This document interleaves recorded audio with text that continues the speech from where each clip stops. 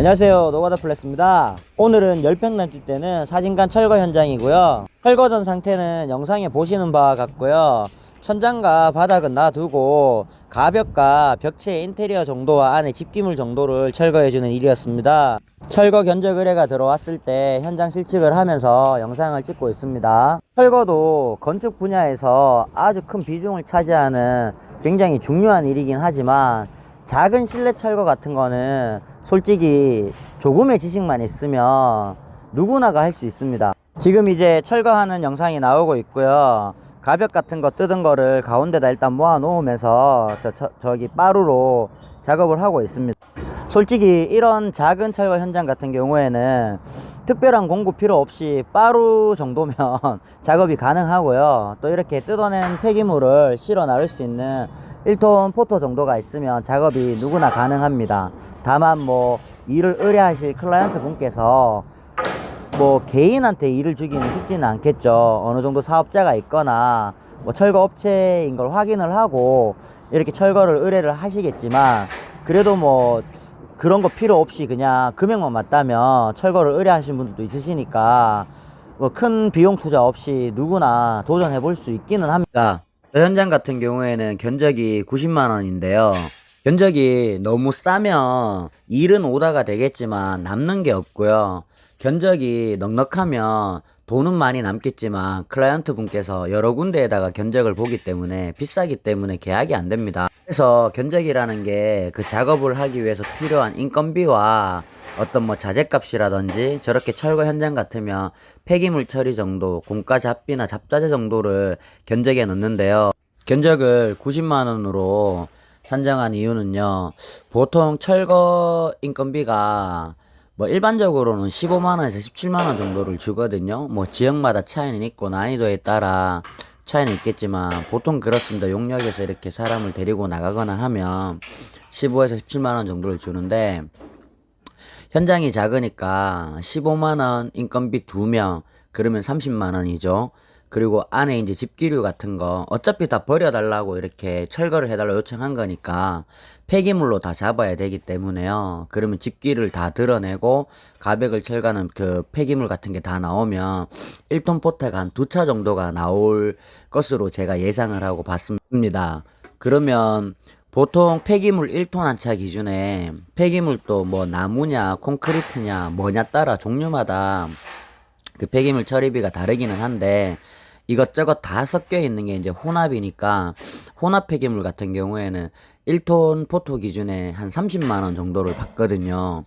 이것도 뭐 제가 아는 게 그런 거지 다른 분들이 더 저렴하게 받거나 더 많이 받으실 수는 있겠는데, 저희가 이 폐기물을 버리러 가면 무슨 환경이라는 데가 있습니다. 폐기물을 이제 받아가지고 수집 운반을 하면서 처리하는 그런 업체들이 있으니까 저희 같은 뭐 영세한 작은 업체들은 이제 그런 데다가 이제 버리러 가는데요.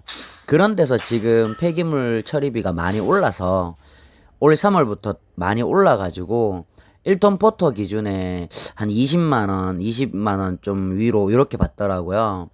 그러니까 이제 1톤 포터 한 차를 실어가지고 고객한테 30만원 정도를 받더라도 뭐 실는 인건비라든지 노동력이 드는 건데, 실어가지고 그 환경단체에다가 이렇게 환경업체에다가 버리러 가서 20만원 남짓으로 버리면 솔직히 10만원 정도 뭐 왔다 갔다 운반 버려줬던 그 정도 수고비밖에 안 됩니다.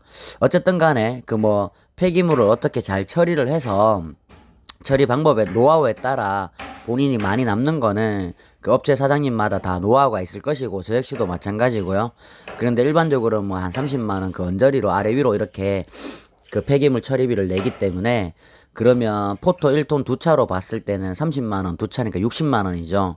그럼 인건비 2명 30만원에 폐기물 처리비 2차 60만 하면 90만원입니다. 저는 이렇게 본 거죠. 솔직히 여기에서 더 많이 볼 수도 있고 더 적게 볼 수도 있지만 공과 잡비라든지 뭐 식대비나 이런 걸 뭐 제가 더 추가하지 않은 이유는 어차피 폐기물 처리하는 그런 거는 견적에서는 그렇지만 뭐 저도 노하우가 있기 때문에, 그래서 제가 남는 게 있기 때문에 그냥 그 정도 선에서 견적을 넣은 거거든요. 전날 제가 하루에 70만 원을 벌 수 있었던 이유는요.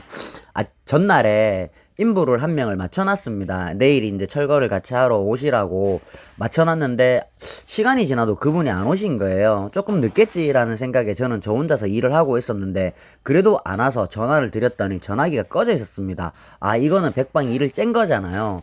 그래서 부랴부랴 다른 용역에 전화를 했는데 시간이 늦어져가지고 사람이 이렇게 수급이 안 돼가지고요. 어떡하겠습니까? 저는 오늘 철거를 해주기로 약속을 했고 인부는 없고 그래서 저 혼자서 열심히 열나 빡세게 철거를 했습니다. 그러다 보니까 인건비가 한 명이 안 들었고요. 그리고 폐기물 처리비가 저기서 나온 그 집기 같은 것들은 제가 다 필요한 것들도 있었고 또 중고 마켓에서 제가 팔 수 있는 것들이 많았습니다.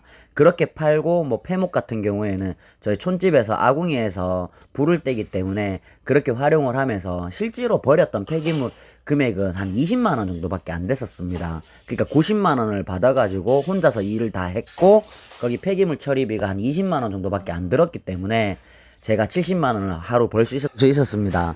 그 중고 물품에 대해서는 중고마켓에서 판 금액이 있기 때문에 더 남았지만 저도 밥도 먹고 기름값도 쓰고 했기 때문에 뭐 그런 부분은 여타 쌤쌤이라고 보더라도 제가 70만 원 정도는 저 하루에 벌었지만 물론 두 명이 할 일을 혼자서 했기 때문에 제가 늦게까지 작업을 했습니다. 되게 힘들었었습니다.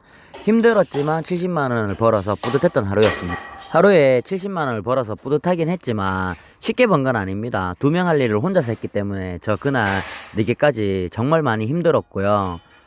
솔직히 인건비 15만 원 더 주더라도 제가 한 50만 원 정도만 남아도 괜찮은 장사였습니다. 철거 완료 후 사진입니다.